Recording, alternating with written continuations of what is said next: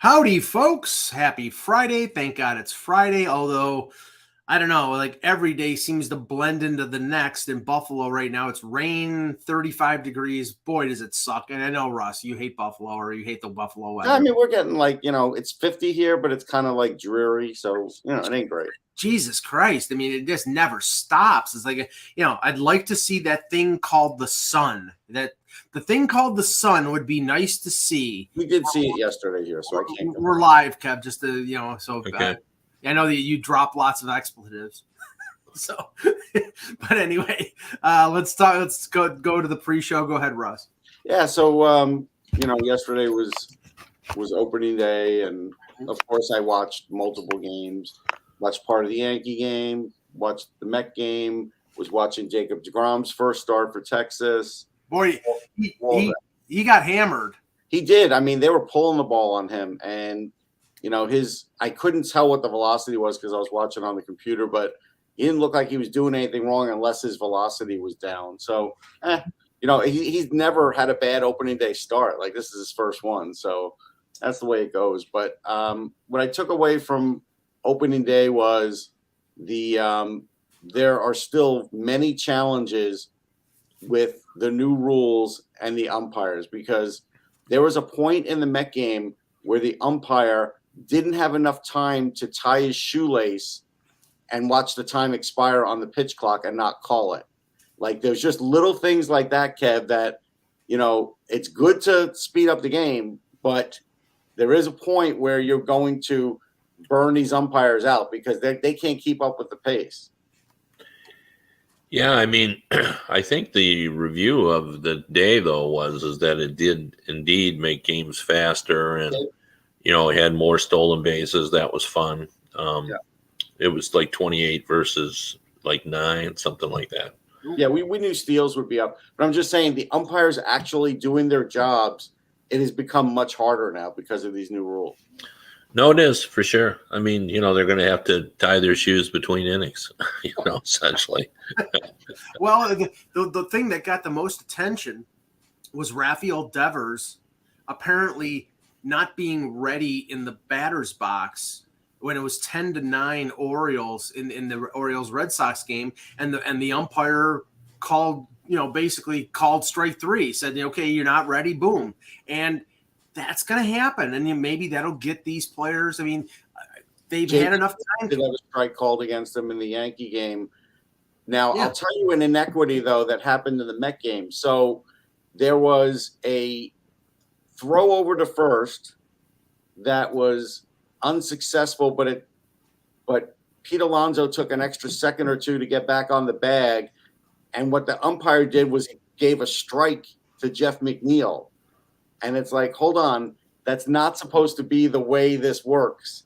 It should only work against the batter, it shouldn't work against the team. Now, in typical Jeff McNeil fashion, that gave him 2 strikes, and he still got a base hit and drove in a run because he's hard to strike out. But it's just those kinds of things, Kev, like their umpires got to be careful with that. Yeah, no, You're right. But, we've seen in the NHLs, it just takes a while. These are elite level athletes. They adjust pretty quickly. So, I expect we're going to, have this kind of all worked out. Well, the one thing, Kev, that I was surprised at, and it's like, okay, we know that when there's a base runner who can steal on first base, the pitcher, and they're limited now. I think it's 2 times they can go over. A couple times with San Francisco Giant players who were on base yesterday, the first baseman was not even at the bag. He was like a couple feet in front. It was almost like it was just, okay, I'm throwing over for the sake of throwing over. It wasn't to throw over to try to pick the guy off. It was bizarre. I've never really seen that much. But there was a bad narrative going around. Like for the Met game, Buck Showalter had decided that there's a certain fragility to the runner if the 2 throws have been thrown, and there's not going to be as many steals. Meanwhile, the old Philly, he used to be second base shortstop. Jimmy Rollins? No. He's still in baseball. I forget his name. Okay. Latin guy. He basically had his base stolen, except there was a foul ball, so he had to go back and then eventually hit into a double play. But he had his base stolen while the Mets were saying on the broadcast, this is what Buck said, and it's going to be harder to steal. It is not going to be harder to steal. We had Howard Johnson on a call, and he said it will. I asked him about it because I said I thought it would be much easier to steal, and he was an 80%, 75% steal guy for his career, former Tiger, as Kevin knows, and he said no doubt stealing would be up. And Segura is the guy you were probably talking Segura. So that's a big factor, because now maybe not everybody's going to go, but guys who could read pitchers and can see even with like what a pitcher's doing, like if he is taking an extra 2 seconds to throw to the plate and the pitcher has already thrown over twice, that guy's going. Yeah. But I think that's good. I think that running in baseball is good, and I like it. You throwing the ball around, a lot of things happen. So I like running in baseball, but I think the misconception is, and I know that we talked about it when they implemented all these new rules. I don't think that the bag being 3 inches bigger is the main factor in why steals are going to be up. It's going to be the fact that the pitchers can only throw over to the bag twice. And then if they do it twice, then he can't throw over to first base. So then it's almost free reign. So I think it's both in concert with each other. Now, what will happen is, and we're already seeing it, I'm noticing that third base coaches are sending guys more freely, because with the bigger bases, you could cut the bag and cut it more than you used to be able to. And it's making it harder to throw guys out at the plate. Now, my issue with this one, Kev, is they made this easier to base run, but they made it harder for catchers to get these guys out because you're not allowed to block the plate. I think that's a problem. Yeah, although, I like the rule that you can't block the plate because it just leads to too many injuries. So Ray Fosse with right. But you get what I'm saying now. Yeah, no, you're right. And that the outfield throw is a fun play as well. So yeah. Okay, let's get the show started. Hello, Hockey World. Today is Friday, March 31st, 2023. I'm Russ Cohen from Sportsology. Kevin Allen. And I'm Michael Lagello, and this is the Hockey Buzzcast here on HockeyBuzz.com. Let's start with this, because, Russ, you were on the conference call with Marty Walsh, the new head of the NHLPA, taking over from Donald Fear. There were a number of questions asked to him. The one that was that piqued the most curiosity was the debate over escrow. He was asked about escrow and the salary cap. And currently, next year, if things stay as is, the cap will go up $1 million. He was asked about the salary cap, and he said, he briefly discussed it with Gary Bettman, but they would be in favor of increasing the salary cap, but then put the caveat there of, well, we're not going to adjust the percentage of escrow, which, sorry, if you don't do that, then the cap's not going to go up, or at least not much. So what were your thoughts on that? Yeah, my basic thought was his marching orders from the players was, we want our money back. We're not moving the escrow. And that's fine. And just like you said, that will affect free agency for certain players this summer. And those players will end up paying the price for that price. So, because they're not going to get the deals that they wanted until the cap goes up like that $3 million that everybody wants. So there's going to be a price to pay for some of the players. But that's the yin and the yang of being part of a players association is, again, players associations are great, but the problem with them are the top players never lose. The top players, if you're in that top 5 to 7% of the league, you don't lose anything. If you're a player that is going to be in the league for 5 years, maybe 7, there's problems for you. Well, Kevin, here's the misconception, and we've talked about this a number of times. The players don't understand the concept of escrow, where Russ just said, well, the players, what was it? The players don't want to give up their money. They already got their money. That's the whole point of escrow. I know, but their perception is, we're not giving up anymore. And their perception is we lose it every year. Yeah. Well, yeah.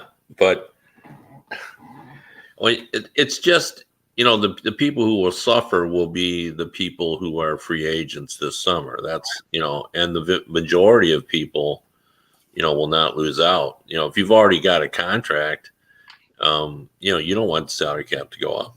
Right. So, but you're right. No one seems to get it. It's just to make sure that you get the proper percentage of money. The players do, and it's the only way to do it. I mean, there are other ways of doing it, but players don't like those any better. So I think the one thing we have to come to grips here is, even though the players want to be in this partnership with the league, they feel like they're more important than the owners. They do. Well, and they act like they are, and they want more money as a result. And that's the ultimate problem here, is because if they were true 50-50 partners, they would take part in more losses, but they don't want any part of that. But if I'm Tyler Bertuzzi or Ryan O'Reilly or any of the bigger free agents, I'm pissed off because now the amount of money that, like, say Ryan O'Reilly wants to stay in Toronto, which I've heard is a possibility.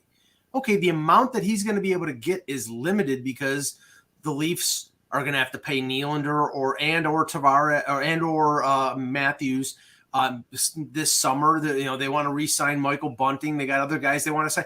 There's just so many people that they can sign, and there are other teams, Kev, that are contenders that could use that $3 or $4 extra million if the cap did go up. Where if it goes up $1, and I would listen to Elliot Friedman, and he said that it might be able to go up as much as $2 without adjusting escrow, but $2 million, that's not a lot of wiggle room. No, it isn't. And, but it's still, the number of people who are free agents is, not in the majority. So, it just depends on, who you want to have the advantage this summer. So, I mean, the team certainly would like, more money. And the thing about it is there's no risk for owners because, you raise the cap, they're going to get it back if they overspend. So, right. So that's why you have escrow.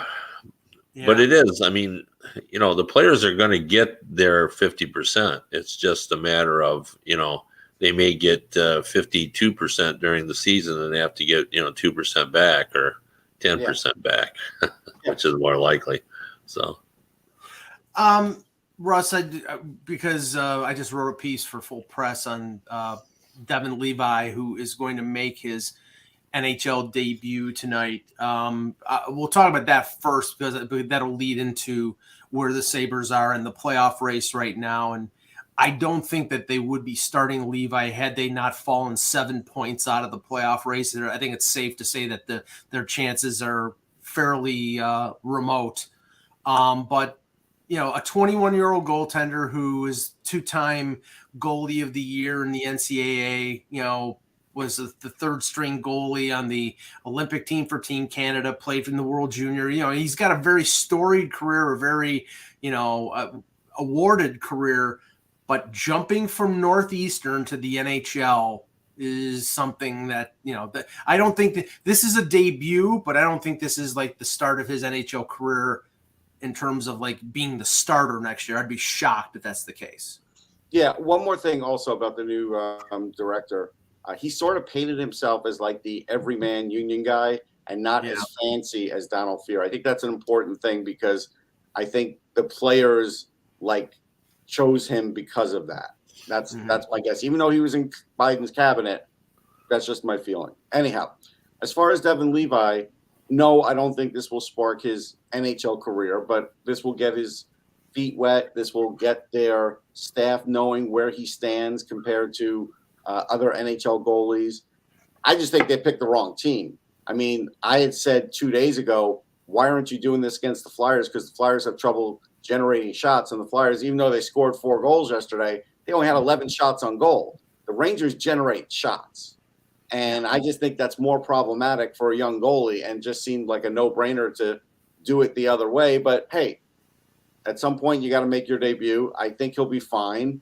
I do think there'll be a lot of – the problem also with the Rangers is they have such tricky veterans that they're going to try all the tricks on him, shooting off his back skate, and I just hope he doesn't get embarrassed out there. Yeah, I mean, Kev, the Rangers played last night against New Jersey, so they're not going to be exactly fresh. It's going to be Halak in goal instead of Shesterkin. I mean, there are some factors that, I honestly think that the Sabres did it because, it's a Friday night and, big crowd, and the kid has been sitting around for a couple weeks. So if I agree with Russ, I would have found a softer landing spot than the Rangers. But I mean, a 21-year-old goaltender, it's going to be a challenge for him. For sure. And, no matter, you can try to manipulate the environment so he has his best opportunity, and you try to do that. But ultimately, the schedule kind of dictates, what your options are. And no matter who you face, that first time has to be your first time. And, he's going to be nervous and there'll be some jitters and, who knows, he may be a kid that just needs a lot of shots. So, we'll kind of have to see, but I agree with your assessment. I don't think this means that he's going to be an early, starter and necessarily. I just think this was part of the handshake agreement that, hey, look, we'll bring you up. We'll give you a little taste and, you'll have some fun. And, you're always selling hope too. That's part of the marketing of the team. The Buffalo fans are very knowledgeable and they get that, he's not prime time ready. But they'll be able to sort of look at him and have an idea of, what kind of player they're going to get. So it makes a lot of sense. The Red Wings are doing that with Marco Kasper. It's a strange move, but like an hour after last night's game, they dropped a press release that they had brought up Marco Kasper promoted him from Rögle, when the Rögle's obviously done. They were eliminated in the Swedish hockey. And, usually you're trying to maximize the public relations value of it, but there's no public relations value when you announce it just before midnight that you're going to do that. So I'm not sure what that was all about. They gave no details, so we're not really sure that there's been kind of rumors that he is going to play, perhaps tonight in Winnipeg, but we don't really know that because no one has spoken about it or gave out any information. So we'll just have to wait and see. But, that could be another deal where they had just promised, we're going to give you a chance to play and let the fans, take a look at you and that sort of. But, they're going to do it on the road. They're not doing it at home, which that's the interesting thing, because this is the time of the year, and I obviously, because I cover the Leafs for Hockey Buzz, I'm tracking what's going on with them, and a lot of their European prospects whose teams have been eliminated from the SHL or the Liga playoffs are coming over. Topi Niemelä is coming over. Hirvonen may come over soon. Dennis Hildeby, who was their 4th round pick, he was with Färjestad. They got eliminated. They all went to the Marlies. They all went to the AHL team. Now, I know Detroit is obviously not going to make the playoffs, and I don't know what the position of Grand Rapids is, but I would have thought that, if they bring Kasper over, they would play with Grand Rapids and not throw him right into the NHL unless they think he's ready for it. Well, there's two things. First of all, they did send Carter Mazer to Grand Rapids. They did send William Wallander there as well. But Grand Rapids isn't probably going to make the playoffs. They're 7 points out. So there's going to be no extended time there. But, I think they just there is a belief that Mazer could challenge for a spot on next year's Red Wings roster. That's not necessarily Yzerman's MO, but if you can prove yourself as Lucas Raymond did 2 seasons ago when he came up and he was good in training camp, he was good in preseason, they just put him on the roster, well then, I guess they would do that. But it seems more likely that he'll end up on Grand Rapids. But I don't think it hurts anyone just to bring him up and, let him play a couple of games and just get a taste of it all. And, he's been the number 1 center for Rögle, and he's 18 years old. So the kid obviously is an advanced player. But, he scored a little bit, but not, he had 8 goals. I think he is in the 20s in terms of points in 50 games. So it'll be interesting to see how he does. All right, we'll do the opposite of what we normally do when we look at the overall playoff picture. Or we'll start with the West because everybody thinks that we ignore the West. Really tight races in both divisions. I mean, and the wild card race has gotten tighter as well. Start in the Central, Minnesota has a 3-point lead, and Dallas and Colorado are both tied at 94 points with the same amount of games. And honestly, Kev, I look at this picture, and again, I would be the one. I don't want to play Colorado in the first round. So if depending on whether Colorado makes it up to first place or not, but if I'm Dallas and I'm Minnesota, my main goal is avoid the Avalanche. Yeah, I mean, you can certainly see that. Although, eventually you gotta, if you think you're a Stanley Cup contender, you got to beat some good teams. So, I mean, I do agree that you'd rather have them later than sooner, but that's probably a concern, but I don't think it's one that's keeping them up at night because they got to get there. But I'm still kind of surprised. Like the Colorado going in that game against Minnesota talked about the importance of that game because Minnesota obviously has played well this season, and people see them as a real kind of sleeper cup contender. And they didn't win that game. Colorado didn't win that game. Yeah. Minnesota is not a top-notch offensive team, and yet they outscored the Colorado Avalanche. So Colorado, by the way, like this is without Kaprizov. Yeah, for sure. And the Colorado, by the way, has crept up. They're like in the middle of the pack now as an offensive team. For so long, they were down in the 20s. Yeah. So I don't know. I mean, I don't know what to make of Colorado because it's almost like they're waiting for Landeskog to kind of show up and everything's going to be all right. But there's a danger in that when you because he hasn't played.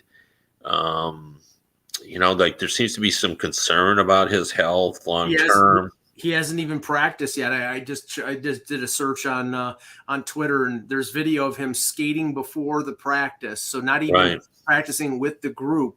And we're 2 weeks out of the playoffs. Usually, I call this Peter Forsberg syndrome because any team Forsberg's ever been on, they were always so reliant on him that when he was out, they'd all be like waiting for him to come back. And it will fix everything. And so I get what Kevin's saying because I'd seen it up close with Forsberg. Yeah. And they have other injuries too. I mean, Lehkonen got hurt. Yeah. He's still out. Manson is out. I mean, what that team is with those guys and without those guys are two different things. I mean, they're doing great right now. I mean, they've climbed back into the race for first place, but they're a different team if those guys are in there. Yeah. Really the best team out there in the West has been LA. They've really kind of turned it up. And we'll have to see. There's always a lot of discussion about, peaking at the right time and all that stuff. Well, the interesting thing is that the in a potential first round preview, the Oilers and the Kings played last night, and the Oilers actually shut somebody out, which was a miracle. 2-0. Stuart Skinner, of course, with the shutout. But yeah, I mean, since the deadline, the Kings have played fantastic, and in that division right now, again, it's really, really tight. I mean, any one of the three, Vegas, LA, or Edmonton, could finish in first place. And in this instance, I don't want to play Edmonton in the first round. But if you're if you're Vegas, you may have the confidence that you can beat them and shut them down, or at least limit them. Vegas just needs to be healthy. So I think the fact that they clinched and it's Eichel's first ever playoff. Yes. And they still, I think, would rather go with Logan Thompson because they used him that other day and he was really good. Now they really can sit him for the rest of the season if they want and just put him in for like 20 minutes of the last game to see how he operates. It's a nice fallback to have quick. I mean, if Thompson can't go, you got a guy who's won 2 Stanley Cups. So I still think they're going to try and go with Thompson if they can, because I think that's their best shot. Kev, I mean, if I'm the coach there, if I'm Cassidy, I'm probably going. Thompson hasn't proven anything. I mean, he proved something down the stretch last year, and he was good early on. Then he gets hurt. If he's 100%, then I say, yeah, you're right. Russ is right. Go with him. But if there's any doubt, I mean, you've got a guy who has played well for you. I would go with Quick. Yeah, I don't think it's an easy call. Because Logan Thompson is your future. You've signed, blocked him in. Quick is a quick fix, so to speak, and so you're just trying to sort it out. But yeah, I mean, if they're not sure about Thompson's health, then you go with the guy who has a resume of success. But otherwise, I still think there's a probability that Thompson, will be the guy. Now, Seattle beat Anaheim last night, sticking a fork into X theory that the Seattle Kraken are going to fall out of the playoff race. They have 90 points. They're 7 points ahead of Calgary and have a game in hand. So I don't say they're safe. They're, home and cooled out. But I think, if you're talking about percentages of making the playoffs, Seattle was in a nice spot. It's coming down, though, to the middle Canada battle between the Jets and the Flames. The Flames have 83, the Jets have 85. Each have 7 games remaining. Russ, I give Winnipeg the advantage because of Hellbuck, but Calgary is within range. They're within range. I still don't believe in them, though. I don't. I know they're within range. I don't like the way they've been coached this year. I don't trust their goaltending down the stretch. I just think they're going to blow it down the stretch. It's not great analysis, but it's my gut feeling. Yeah, I mean, they've given themselves a chance, by getting within striking distance. And, I don't really love Winnipeg this season. So, I don't know. We'll see. I just wouldn't want to guess. But I think I like Calgary better than Winnipeg, but that's not saying much. Yeah. Now, switching to the East, the race, Boston beats Columbus yesterday and locks up the President's Trophy. Gee, I'm shocked. Now they've got 6 or 7 games where, let's just say this. They're probably going to give Bergeron and Marchand and a lot of their veteran guys a game off here or there. They're going to give Bergeron took a shot in the face yesterday with a stick, dirty shot. So I forgot who it was that hit him. So that caused a thing in the game. So, yeah, they're going to probably sit him. Yeah, it would be dumb, Kev, if they didn't do it. Don't sit them out for 7 games, but, give your veteran guys, Krejci and Bergeron and the important guys, a game off here or there, rest them, get them ready for what, everybody thinks is going to be a long playoff run. It only makes sense. And I think Montgomery. Lane Peterson. Was it Lane Peterson? Yeah.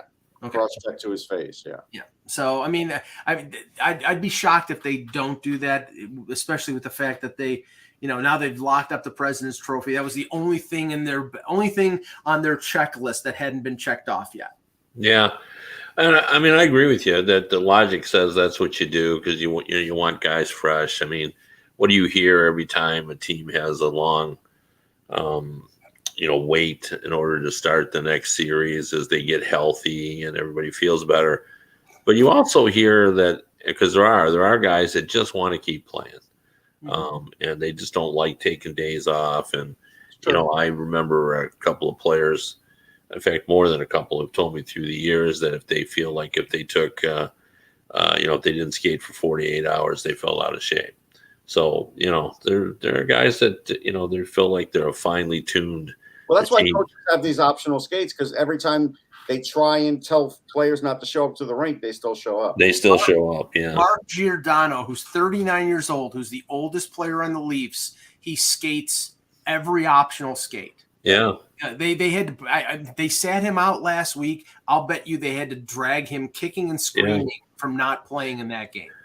Well, I've brought this up before, but Bruce Boudreau used to hide Timo Solani's skates, and he tried everything, and then Solani would still show up, and he said, "Bruce, I can borrow skates. It's not like Then he ordered everybody not to help Timo get skates, but they tried everything, and Timo would just keep playing." I got to mention that because I mentioned the Lane Peterson, and then later in that game, Trent Frederick knocked him out with one punch. There were a couple games, that and the Flyers game, with a lot of fighting. Like the Flyers game actually had Alex DeBrincat go up against Joel Farabee, and in a fight, and I was shocked at the punches that DeBrincat was landing. Now, he is a pretty well-built, smaller guy, don't get me wrong, but I've never seen this guy fight in his entire career, where I've seen Farabee fight, but I'm not sure it's smart based on coming off that neck surgery. But at any rate, a lot of fights. Delorier fought. Delorier got into 2 fights in the same before he even got to the penalty box. Like it was a crazy night for that. And I'm just kind of wondering if, for lack of a better terms, is these teams just don't give a shit now down the stretch, so they're going to just start letting loose. Well, I mean, Kev, Ottawa clearly, in my mind, is one of those teams that doesn't give a shit because they have guys like Kostelic and Austin Watson, and we know Brady Tkachuk likes to stir it up, even though he's an incredibly skilled player. They got a lot of tough guys on that team, and Toronto's playing them tomorrow night, and Wayne Simmons was not at practice this morning, so they called up 6'7" Radim Zahorna from the AHL. Why do you think? Yeah, I wonder why. Gee. Yeah, no, I mean there's still some of that left in the league, but thankfully it's not rampant. So but it just seems like down the stretch here, yes, we're going to see more of it because it's just like this is what teams are deciding to do. I don't know. One thing I wanted to mention about the Rangers Devils game. So in this game, Patrick Kane had one great pass. That's it. He is slowing down their team though, and the Devils are matching it up that way. Now the Rangers didn't get blown out, and Shesterkin was good, but the Rangers were noticeably slow that entire game. So it's a situation now where we're all expecting playoff hockey to be slower. Mm-hmm. But Kev, if the Devils decide they're not going to play that slower playoff hockey, they're really going to give the Rangers a problem if they match up. Yeah, I mean that could be a great series. It really does feel like it did in the '90s, and in terms of where that rivalry is going. Not in terms of the fan situation, but just in terms of the competitiveness of each team and the ability to produce offense. Like I think that could be just a terrific series, but the Rangers have such a distinct advantage in goal. They do. And that's was great yesterday. He was. Well, Vanacek played well, and that game-saving play by Ryan Graves late in the third period. I watched the third period of that game, and the only thing I could say about the Rangers, Russ, is that they were overpassing the puck, especially. They were. Yeah, it was Panarin back to Kane, back to Panarin. Somebody shoot the puck. You can't pass the puck into the net. You have to shoot it. But you can see, like, when the Rangers had the Kane line out there and they're in the offensive zone, if they don't go deep or have a major chance, the other team just goes right down the ice the other way, and Kane is way behind on defense. And so teams are going to take advantage of that, and they are, and the Devils did. But that's a series, Kev, that I don't think home ice matters at all because there'll be so many Ranger fans in Newark that it's going to feel like a MSG. It's going to feel like a home game. Yeah, that's just the nature of the beast, and that isn't going to change anytime in the near future. So, yeah, I mean, for everyone who thought kind of the Devils were going to cave, I mean, they really haven't. They haven't been as sharp, obviously, lately, but they've still had an impressive season. Even Vanacek has been better than he's been really good, better than I thought. Yeah, he's played well, and the reason the Rangers have an advantage in goal is just Shesterkin is just a terrific goaltender, is all. Yeah. So.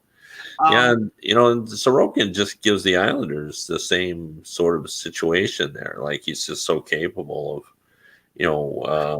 being the. He's doing it so far. Him and Engvall was a big pickup for them because that was huge. Yeah, he's played well for them. I mean, and that's the thing. Engvall, and obviously I've known him since he was with the Marlies, winning a Calder Cup in 2018, and then playing for the Leafs. Engvall's got a lot of talent. The problem is that concentration wise, he has gaps of 10, 12 games where you don't even notice him on the ice. And then he'll skate like the wind. He's powerful skater, big kid with a good shot. When he applies himself, he's really good. And he's a UFA at the end of the year. So he's selling his wares right now. He's motivated. Probably not pissed off at Toronto because Toronto gave him every opportunity, but he's playing. He's getting a better. He has a more opportunity to score with the Islanders. He's playing top 6 with them. Yes. Yeah, and he was a third line guy mostly with Toronto. Right. So let me just in the Metro, you've got Carolina only up by a point on New Jersey. So it's 103 for Carolina, 102 for New Jersey. Carolina's got a game in hand, and the Rangers at 98. So it might not be New Jersey Rangers. It could be Carolina Rangers, depending on who wins that division. I got to tell you, public support for Carolina, Kev, is dropping like a stone. Like it's like a bad day on Wall Street. Ever since this Tkachuk injury, there's less belief in Carolina now, for sure. Yeah, I think that's fair. And, they're just, they weren't a great offensive team anyway. But when you take Pacioretty, because, they sought to address that with the offseason acquisition of Pacioretty. And then you take Svechnikov out. I mean, that's essentially, in their mind, 60 goals. And, they just don't have the firepower to make up for that. So they're going to have to really rely on that defense. I watched them last night. That defense is still really good, but like it really limited the Red Wing shots. But Anderson gave up a couple of goals that I think he'd like to have back. So, if you're not going to get quality goaltending, doesn't matter how many goals you get. Right. There's as much confidence in Carolina as there is in Silicon Valley Bank, right, Russ? Yeah, pretty much. Okay. And in the Atlantic, the battle is for second place. The Leafs are up 4 points on the Lightning. The Lightning won last night against the Capitals 5-1. TJ Oshie got hurt in that game. Obviously the Capitals are out of it, but the Leafs are only up by 4 points, but they have 2 games in hand on Tampa. The Caps I wanted to mention. Yeah, go ahead. Sammy Silver had put up a quote about TJ Oshie, who basically said, listen, there's going to be days where I'm going to have trouble walking after games here for the rest of my, time here. So he's really like this knee injury, I guess, that he has gotten fixed and whatever is going to hamper him. He's essentially going to be like Steve Yzerman, not give up playing, but going to like be limping around. Yeah. When he was playing. That sucks. Toronto is 4 points ahead of Tampa Bay with 2 games in hand. The Leafs have the most games other than Buffalo left to play in the NHL. The wild card race, the Islanders seem to be in a good position, 4 points up on Florida. But Kev, Pittsburgh, Florida, 1 point separating them. Pittsburgh has 7 games left. Florida has 6. Florida won last night. So did Pittsburgh.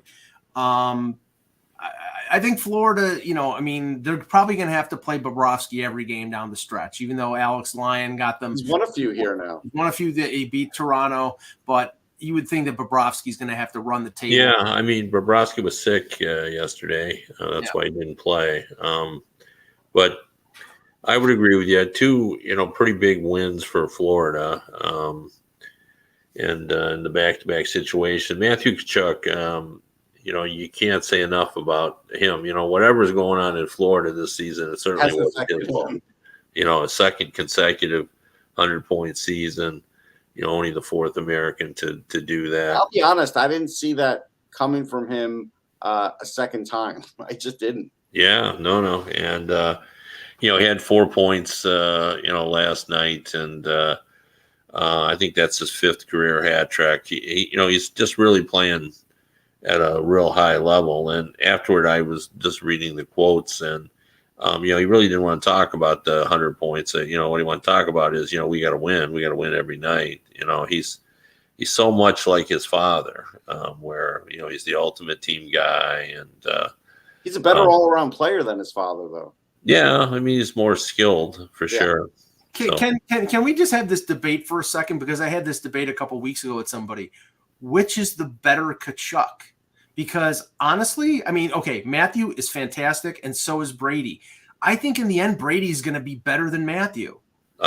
He brings the intimidation factor that Matthew.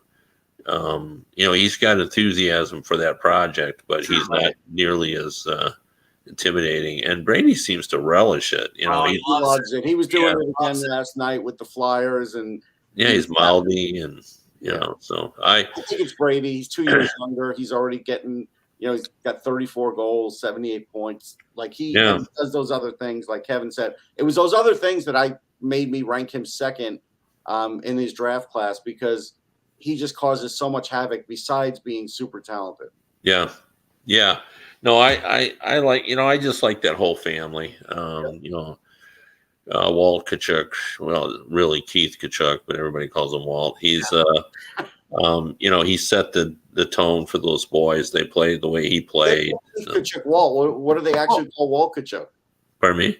If they call Keith Tkachuk Walt, what do they actually call Walt Tkachuk, which is his real name for the Rangers? Russ, only us of our generation know what that reference is in, because everybody thinks Keith Tkachuk and the greatness of him and his two sons. But there was a Walt Tkachuk that played for the Rangers, and he was a very good player too. Really good player, yeah. Yeah, Brady Tkachuk told me the sister was the best athlete in the family. So funny.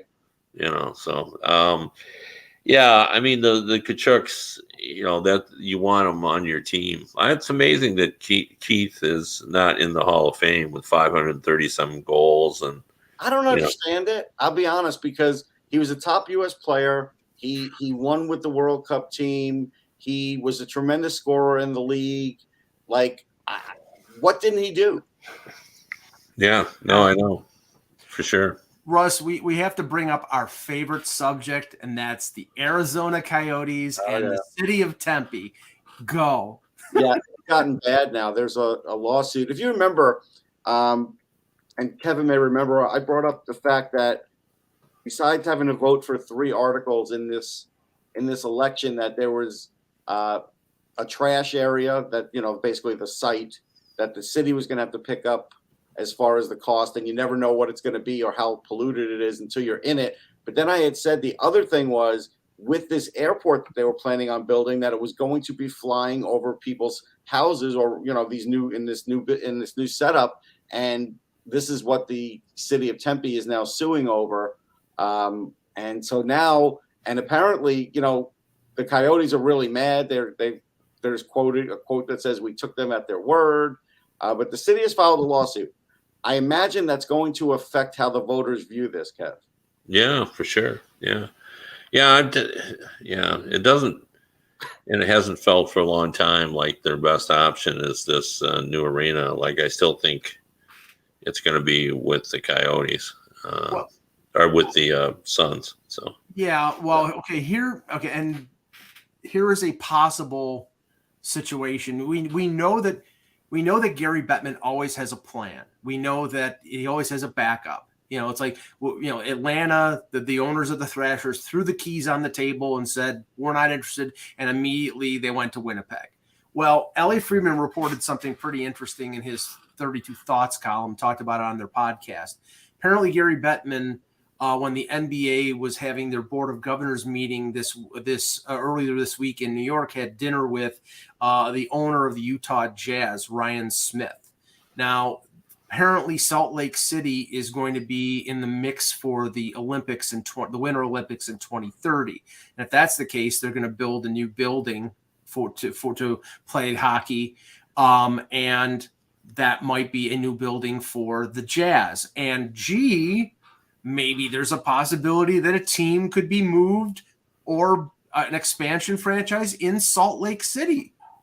I don't know, Russ. I mean, we know the 2002 Olympics were played there, and we know that there's solid ownership, because apparently the part owner of the Devils, David Blitzer, is involved with Smith with the MLS franchise. The only thing I question is, like, they had an AHL franchise there, and it didn't do well.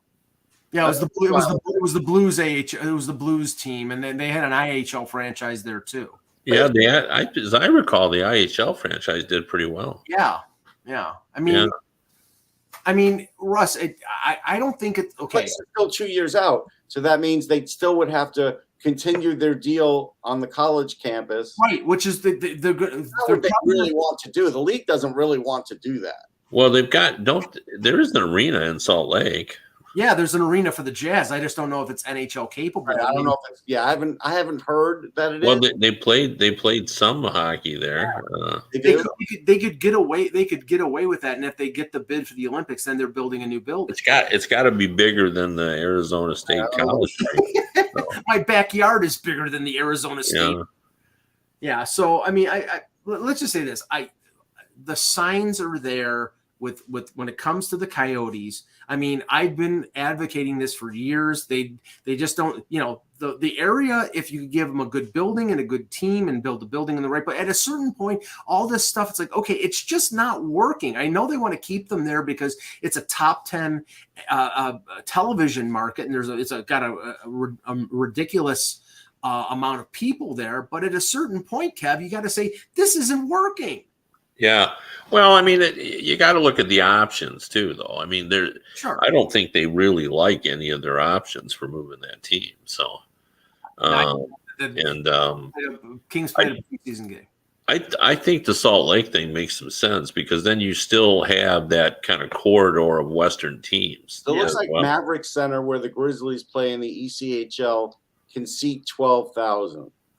Okay, so if there isn't the cooling system and the piping and all that stuff for where the Jazz play, then they could get away with that while they're building a building, and that's 3 times the size of what is Arizona State right now. Again, it's just amazing to me that the Coliseum wasn't good enough, so it had to go through renovations, but now the NHL has lowered their standards because of the Coyotes to the point where they're playing on a college campus, and maybe this would be okay. You know what I mean? Like, it wasn't playing the Coliseum, Kev, and that wasn't that long ago. Yeah, well, yeah. I mean, the problem with the it's hypocritical. That's the only way. The NHL has bent over. They've contorted themselves. They've bent over. They've done a Houdini when it comes to the Coyotes. I never thought that they would play in a 4,000 seat arena. I thought that would be the last straw. No, they did it. But at a certain point, if they don't get this building, if the vote in May is no go, then I think I would hope that that's the last straw. Oh, that is not the last straw. Of course not. Like, I don't even think. I think they're almost counting on that happening.